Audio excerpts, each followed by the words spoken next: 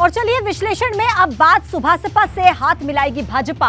भूपेंद्र चौधरी ने दी अटकलों को हवा। भूपेंद्र चौधरी आज ओम प्रकाश राजभर के बेटे अरुण राजभर के रिसेप्शन सेरेमनी में शामिल होने के लिए वाराणसी गए थे, जहां पर उनसे सुभासपा से गठबंधन को लेकर सवाल पूछा तो उन्होंने ये कहते हुए अटकलों को हवा दे दी कि जो हमारी विचारधारा से सहमत होगा उससे हाथ मिलाने से कोई गुरेज नहीं होगा। और अब इसी को लेकर चर्चा गर्म है, क्योंकि भाजपा का एक आंतरिक सर्वे भी आया है जिसमें सुभासपा के साथ जाने को फायदे का सौदा बताया है।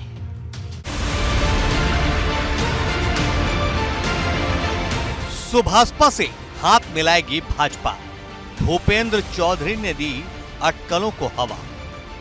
जो हमारे विचार से सहमत है और मोदी जी के नेतृत्व में काम करना चाहता है, हम सबको साथ लेकर चलेंगे। राजभर के घर जुटे सियासी खिलाड़ी, गठबंधन के पिच पर कौन मारेगा बाजी।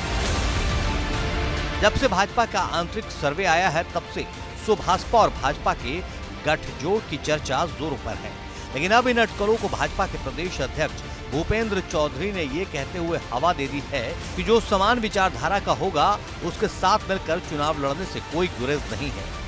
ओम प्रकाश राजभर हमारे साथ रहे, हमारे सरकार में भी मंत्री हमारे साथ रहे, वो हमारे साथ चुनाव भी लड़े, लेकिन हमारा स्टैंड क्लियर है हमारी पार्टी का। जो हमारे विचार से सहमत है और मोदी जी के नेतृत्व में काम करना चाहता है, हम सबको साथ लेकर चलेंगे। भाजपा प्रदेश अध्यक्ष भूपेंद्र चौधरी ने ये बात तब कही जब वो ओम प्रकाश राजभर के बेटे अरुण राजभर के रिसेप्शन में शामिल होने गए थे। हालांकि राजभर के घर पर कई सियासी खिलाड़ियों का जमघट लगा था।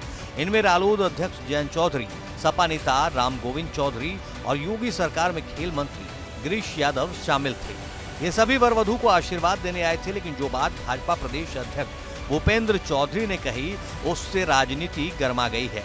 क्या भाजपा और सुभासपा के बीच भविष्य को लेकर कोई बात चल रही है?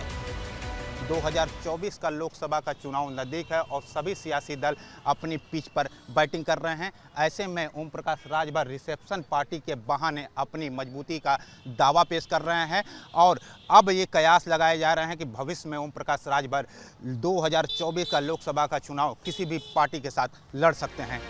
दरअसल भाजपा के आंतरिक सर्वे में ये बात खुलकर सामने आई है कि अगर भाजपा ने सुभासपा से गठबंधन किया तो उसे पूर्वांचल की 5 से 6 सीटों पर फायदा हो सकता है। ये वो सीट है जहां भाजपा 2019 में हार गई थी।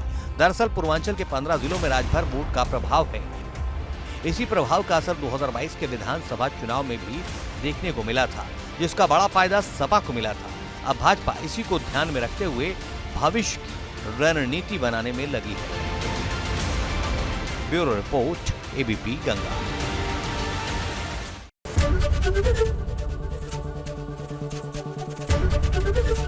एबीपी गंगा, खबर आपकी, जुबान आपकी।